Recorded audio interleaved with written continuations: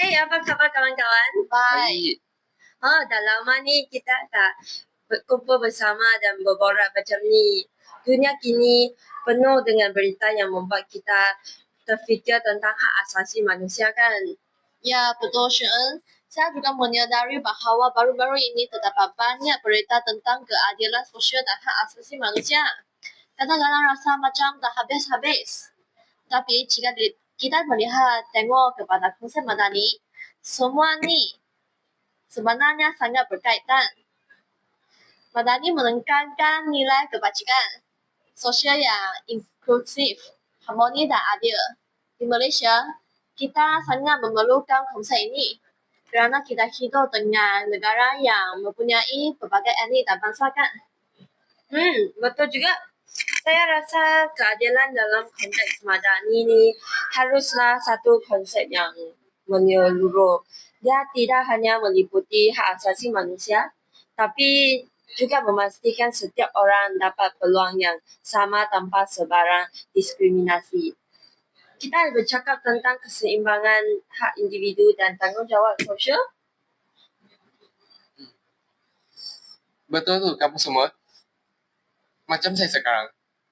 Kalau baju saya tidak dipakai dengan betul, orang lain mungkin menganggap pakaian saya tidak kemas. Jadi, saya tak boleh hanya menyalahkan pakaian saya. Kan? Betul kan? Konsep keadilan ini, dia sebenarnya, dia mempunyai banyak lapisan. Contohnya, kita melihatlah pekerja asing di Malaysia ini, mereka bekerja keras. Tetapi, kadang-kadang hak mereka tidak dijaga dengan baik. Junhong ni, perbandingan kamu macam lucu ni. Tapi, memang benar. Isu pekerja asing ini sangat serius sekarang ini kan. Baru-baru ini kita lihat kes di mana gaji mereka tidak bayar dan mereka terpaksa hidup dalam keadaan yang tidak selesa. Inilah menunjukkan bahawa keadilan madani tidak hanya sebuah teori. Dia perlu digunakan dalam realiti kehidupan kita kan. Ya, betul tu, Shen. Pasal ini tidak boleh diabaikan. Contohnya, dalam satu laporan, kita melihat bagaimana pekerja asing dari Bangladesh terpaksa tinggal dalam asrama yang sesat dan tidak bersih, tanpa makanan yang mencukupi. Mereka datang ke Malaysia dengan harapan untuk mendapatkan kehidupan yang lebih baik. Tetapi realitinya sangat berbeza. Ya, tapi kita jangan lupa tentang proses dokumentasi mereka yang sangat rumit. Ramai pekerja asing ini, mereka terpaksa untuk bergantung kepada ejen mereka untuk mendapatkan pekerjaan di sini. Tetapi, kebanyakan mereka selalu ditipu dan juga terpaksa untuk membayar yuran yang sangat tinggi. Akhirnya, apabila mereka sampai di sini, mereka mendapati bahawa diri terperangkap dalam hutan yang tinggi dan tidak dapat membuat apa-apa.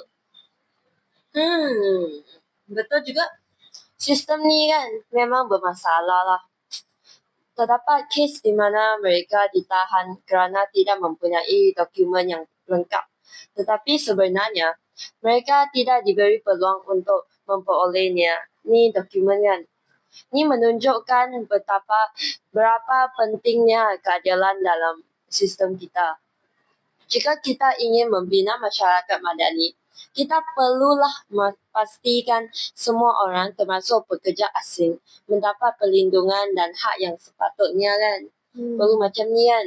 Dan apa yang menyedihkan adalah ramai dalam kalangan kita tidak sedar tentang penderitaan mereka. Kita sering melihat mereka sebagai orang luar dan bukan sebagai individu yang mempunyai hak dan impian. Keadilan madani haruslah merangkui semua. Kita perlulah mengubah cara melihat pekerja asing ini kan.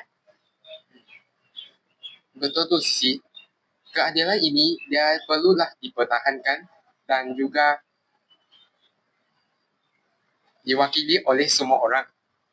Kita tidak boleh hanya mementingkan hak kita sendiri. Manakala kita juga perlu mengambil berat tentang orang lain. Di negara yang berbilang kaum ini, jika kita mengabaikan satu kelompok atau kumpulan yang akan memberikan kesan yang sangat besar kepada keseluruhan masyarakat. Betul juga. Tapi kita juga perlu menyuarakan tentang kebebasan bersuara.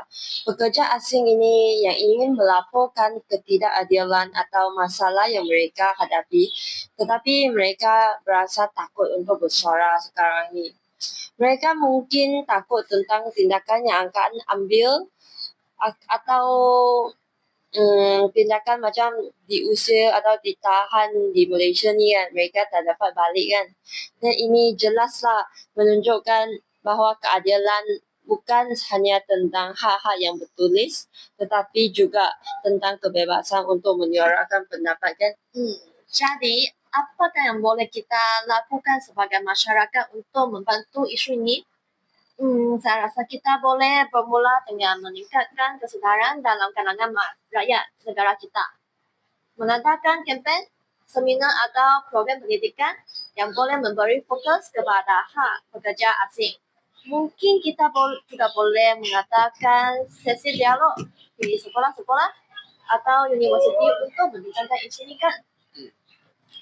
Itu ada yang bagus Sisi. Selain itu, kita juga boleh menyokong pertubuhan bukan kerajaan iaitu NGO yang bekerja untuk hak pekerja asing. Dengan menyumbangkan masa atau sumber kita kepada mereka, kita boleh membantu menjadikan suara mereka didengari dan kita semua bolehlah memainkan peranan sendiri dengan baik. Wah, ni. Ya, saya rasa kan inilah cara kita membina masyarakat yang madani, yang lebih adil sekarang ni. Kita perlu bersatu sebagai rakyat Malaysia, tidak mengira latar belakang kita.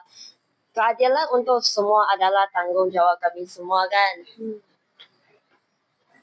Saya setuju. Dan setiap negara kecil boleh membawakan perubahan yang besar kan. Kita perlu jadi suara untuk mereka yang tidak berani atau tidak dapat bersuara. Isu pekerja asing ini hanyalah satu contoh. Kita juga perlu memberikan perhatian yang lain terhadap hak-hak wanita. Walaupun negara kita telah mencapai banyak kemajuan, namun diskriminasi gender dalam tempat kerja masih wujud. Sebagai contoh, kajian menunjukkan bahawa masih ada perbezaan gaji antara lelaki dan wanita walaupun mereka melakukan kerja yang sama. Setuju juga. Saya isu pekerja asing hanyalah satu contoh dalam banyak isu yang kita hadapi sekarang. Sekarang kita bincangkan tentang hak wanita kerana saya wanita. Walaupun kita telah mencapai banyak kemajuan dalam perkara ini, diskriminasi gender masih wujud dalam pelbagai bentuk, terutamanya di tempat kerja tau. Ya betul. Menurut kajian yang dilakukan oleh beberapa institusi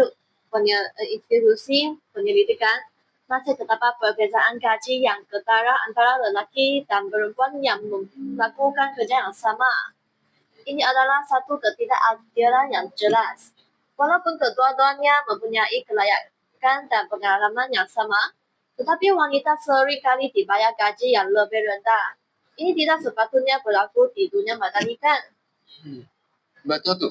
Kadang-kadang, wanita ini mereka juga terpaksa untuk menghadapi stereotip yang merugikan diri mereka. Misalnya, apabila mereka mengambil cuti untuk menjaga anak atau melahirkan anak mereka sering dianggap kurang memberikan sumbangan dan juga perhatian terhadap kerja mereka sendiri. Ini menyebabkan mereka tidak mendapat peluang yang sama untuk kenaikan pangkat atau jawatan ke lebih tinggi. Betul jugalah.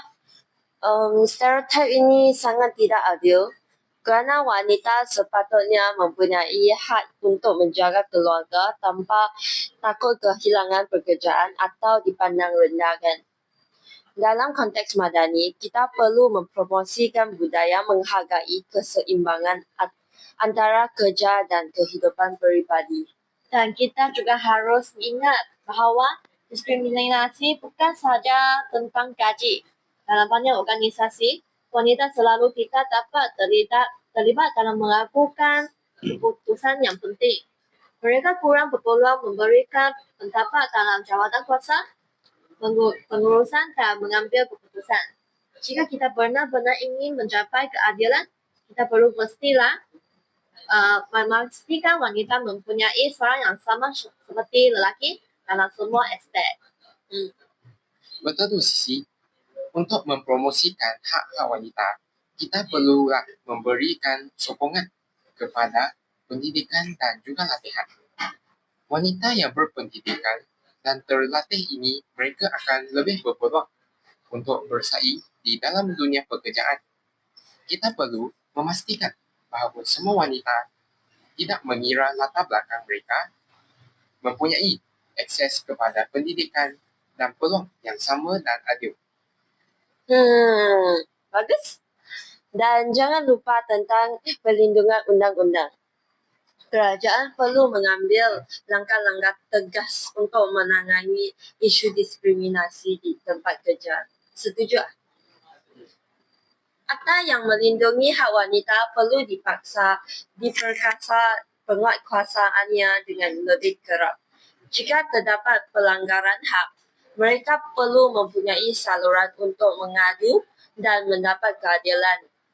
Selain itu, kita juga perlu mengubah gaya pemikiran masyarakat. Pendidikan tentang hak wanita dan kesamarataan contoh perlu diberikan sejak di sekolah dan dalam keluarga. Jika generasi masa depan dapat memahami nilai kesamarataan, mungkin kita akan melihat perubahan yang lebih besar di masa hadapan. Setuju.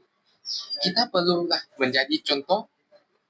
Jika semua orang bersatu dalam perjuangan untuk hak wanita ini, kita boleh mencapai dunia yang lebih adil. Jadi, kita semua perlulah memainkan peranan masing-masing. Jadi, marilah kita teruskan perjuangan ini. Kita perlu berdiri bersama dan memberi sokongan kepada satu sama lain. Dalam membina masyarakat madani, kita haruslah memastikan hak wanita dan lelaki dihormati dengan sama rata. Ya, bersama-sama kita boleh. Kita mesti terus menyokong satu sama lain dan bersuara tentang isu-isu ini. Tidak ada tempat untuk diskriminasi dalam masyarakat yang adil. Dan kita harus ingat, semua suara adalah penting.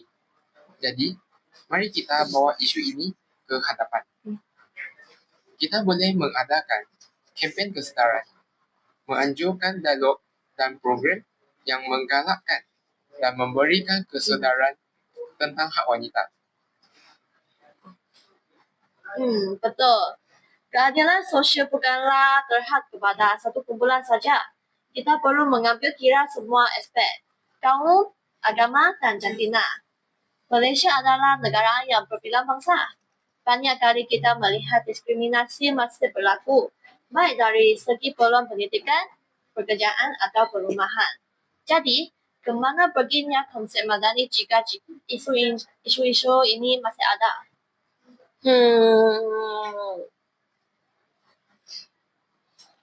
Kita memang ingin keadilan untuk semua kan. Tetapi kadang-kadang pelaksaannya tidak semudah ini. Sistem kita masih banyak bergantung kepada birokrasi. Saya rasa, jika kita sebagai rakyat Malaysia memahami prinsip madani, kita boleh membuat perubahan. Di sini, saya sertakan serangkap pantun. Hak sama rata untuk semua, dari utara hingga selatan. Madani terbina dengan adilnya, bersatu hati seluruh warga watan. Wah, Jun Hong, pantun ini sangat tepat dengan mesej kita. Hak sama rata untuk semua itulah yang kita perjuangkan. Namun bila bercakap tentang pelaksanaannya, masih terdapat banyak cabaran. Kita melihat saja pada pendidikan, masih ada sekolah-sekolah di luar pandang yang kurangkan sumber. Sedangkan pendidikan yang adil itu sangat penting jika kita ingin membinakan negara yang madani. Sisi kamu memang seorang yang pemikir yang serius sejak dulu. Saya setuju bahawa sistem pendidikan kita memang ada jurang besar antara bandar dan luar bandar kan. Tetapi bukan itu saja. Isu kebebasan bersuara juga penting. Baru-baru ini, terdapat beberapa kes di mana wartawan ditahan kerana laporan mereka tentang isu-isu sosial yang sensitif. Jadi, adakah kita benar-benar madani jika suara-suara kritikal dibuangkan? Betul, kebebasan bersuara ini adalah salah satu hak asasi manusia yang paling penting. Tanpa kebebasan untuk bersuara, kita tidak dapat mengemukakan pendapat sendiri, membahas isu-isu yang penting atau mengubah apa-apa yang tidak betul dalam masyarakat kita. Baru-baru ini kita dapat lihat beberapa wartawan yang ditahan hanya kerana mereka telah melaporkan kebenaran. Keadaan ini adalah sangat membimbangkan. Ya, dan itu membuat kita tertanya-tanya. Apakah kita benar-benar mengamalkan prinsip-prinsip madani dalam sebuah masyarakat yang berpegang kepada nilai keadilan? Semua orang sepatutnya mempunyai hak untuk menyuarakan pandangan mereka tanpa takut dan reputasi. Jika suara-suara kritikal tidak dibenarkan, kita akan terperangkap dalam keadaan di mana hanya pandangan tertentu yang diberikan. Dan kita harus ingat, kebebasan suara bukanlah hanya hak, tetapi juga tanggungjawab. Apabila kita bersuara, kita perlu melakukan dengan niat yang baik dan tidak untuk merosakkan. Namun, apabila terdapat sekatan, kita tidak dapat mewujudkan sebuah masyarakat yang sihat. Masyarakat memerlukan pelbagai suara untuk dapat memahami pelbagai perspektif. Betul tu, Sharon. Dan dalam konteks pendidikan, kita perlu mengajar generasi muda tentang berapa pentingnya kebebasan bersuara dan cara melakukannya dengan beretika. Jika kita tidak mendidik mereka tentang hak dan tanggungjawab ini, mereka tidak akan tahu bagaimana untuk menyuarakan pendapat mereka dengan cara yang betul. Dan satu lagi, isu yang perlu kita pertimbangkan adalah bagaimana masyarakat bertindak balas terhadap suara-suara kritikal ini. Ada kalanya, masyarakat lebih cenderung untuk menilai dan menyala daripada memahami. Jika kita ingin membina masyarakat madani, kita perlu menerima pandangan berbeza dan berusaha untuk memahami apa yang sedang dibincangkan. Jadi, jika kita ingin benar-benar mempromosikan kebebasan bersuara, kita juga perlu memberikan ruang kepada dialog. Kita perlu mencipta ruang di mana orang boleh bercakap tanpa rasa takut dan di mana pandangan mereka dihargai. Sekolah, universiti, dan komuniti perlu menjadikan platform untuk perbincangan terbuka. Ya, kita juga perlulah mendesak kerajaan untuk melaksanakan undang-undang yang melindungi kebebasan bersuara dan juga hak wartawan ini. Kita perlu memastikan bahawa wartawan yang menjalankan tugas mereka dengan berani ini tidak dikenakan sebarang tindakan yang tidak adil. Jika mereka tidak dilindungi, maka siapa lagi yang akan melaporkan kebenaran kepada kita? Dan mungkin kita juga boleh memulakan kempen kesedaran dan tentang kepentingan kebebasan bersuara. Kita boleh mengadakan forum berbincang di sosial media dan melibatkan lebih banyak orang dalam perbincangan ini. Semua orang berhak untuk mendengar. Dan kita perlu memastikan suara itu tidak tenggelam. Bagus, mari kita lakukan. Kita boleh mengajak rakan-rakan kita untuk menyertai dan membentuk satu gerakan yang mendukung kebebasan bersuara. Jika kita semua bersatu, kita dapat membuat perubahan yang positif kan? Jadi, setuju. Kita perlu berjuang untuk hak kita dan hak orang lain. Kebebasan bersuara adalah hak yang harus dipelihara dan dijaga. Bukan hanya untuk kita sendiri, tetapi untuk generasi yang akan datang juga. Kita juga perlu bercakap tentang isu-isu pengguguran hak di kalangan masyarakat orang asli. Banyak daripada mereka menghadapi masalah dalam mendapatkan pengiktirafan dan hak ke atas tanah mereka. Ini adalah isu yang perlu kita ambil perhatian. Dan juga isu penindasan terhadap hak kanak-kanak. Banyak kanak-kanak yang terpaksa bekerja di ladang atau industri yang tidak formal yang berbahaya. Mereka seharusnya mendapat pendidikan dan perlindungan, bukan bekerja dalam keadaan yang bahaya. Ya, hak untuk pendidikan ini sangat penting. Kita perlu menekankan berapa pentingnya akses pendidikan yang berkualiti kepada semua kanak-kanak, terutama yang datang dari keluarga yang berpendapatan rendah. Pendidikan rendah ini adalah kunci untuk membasmi gitaran kemiskinan. Betul tu, Junhong. Pendidikan adalah hak asasi yang paling asaskan. Dan jika kita lihat di beberapa kawasan luar bandar, masih ramai kanak-kanak yang terpaksa berhenti sekolah kerana masalah kemiskinan. Bukan sahaja di kawasan pendalaman, tetapi juga dalam kalangan komuniti orang asli yang sering dipinggirkan.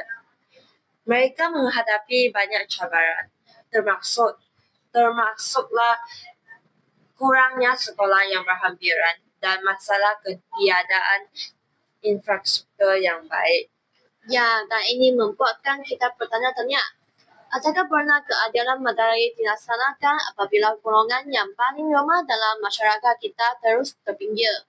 Kita perlu lihat hak kanak-kanak bukan sahaja dari aspek pendidikan, tetapi juga perlindungan mereka dari eksploitasi buruh. Banyak kes kanak-kanak yang dipaksa bekerja di ladang atau gila hanya kerana keluarga mereka tak mampu. Sedih betul. Kanak-kanak ini sepatutnya bermain, belajar dan menikmati zaman kanak-kanak mereka, tapi bukan bekerja dalam keadaan yang membahayakan kesihatan dan masa depan mereka. Saya berpendapat bahawa ini merupakan tanggungjawab semua pihak, kerajaan, masyarakat dan kita sebagai individu untuk bersuara bagi memastikan hak mereka ini terpelihara. Isu ini bukan melangkaui pendidikan sahaja, ia juga berkaitan dengan keperluan asas seperti kesihatan, makanan dan perlindungan sosial.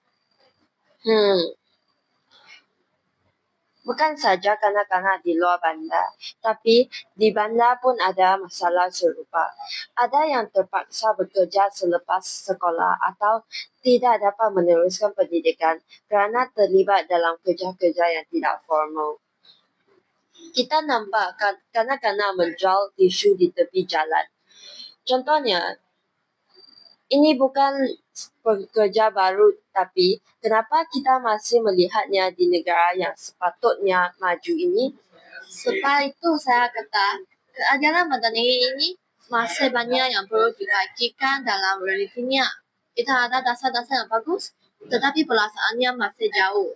Sebagai contoh, kerajaan telah menyediakan bantuan pendidikan, tapi adakah semua yang memerlukan mendapat bantuan ini? Birokrasi kadang-kadang melambatkan proses dan menyebabkan golongan yang benar-benar memerlukan terlepas pandang. Dan jangan lupa isu mentaliti masyarakat juga. Ada orang yang masih menganggap pendidikan ini adalah tidak penting. Terutama sekali di kawasan luar bandar. Mereka lebih fokus kepada keperluan harian dan berpendapat bahawa bekerja ini lebih penting daripada pendidikan. Kalau kita ingin mengubah keadaan ini, kita perlu melakukan banyak program-program kesedaran. Saya setuju. Saya anggap pendidikan ialah kunci untuk membebaskan seseorang dari kitaran yang kemiskinan. Setuju kan? Jika kita beri mereka pendidikan, kita bukan hanya memberi peluang untuk masa depan yang lebih cerah, tetapi juga memberikan mereka kuasa untuk memperjuangkan hak mereka. Dan ini bukan hanya tanggungjawab kerajaan, malahan juga kita sebagai masyarakat. Oleh itu, mari kita berdoa agar masyarakat kita dapat membuka mata terhadap isu-isu ini. Dan mungkin kita boleh bekerjasama dengan NGO untuk mempromosikan kesedaran tentang hak-hak ini. Baiklah, kita semua perlu bangkit dan bersorak. Kita tidak boleh hanya berbincang di sini, tetapi juga bertindak untuk masa depan yang lebih baik demi keadilan dan juga hak semua. Okay. Okay. Bye-bye. Bye bye.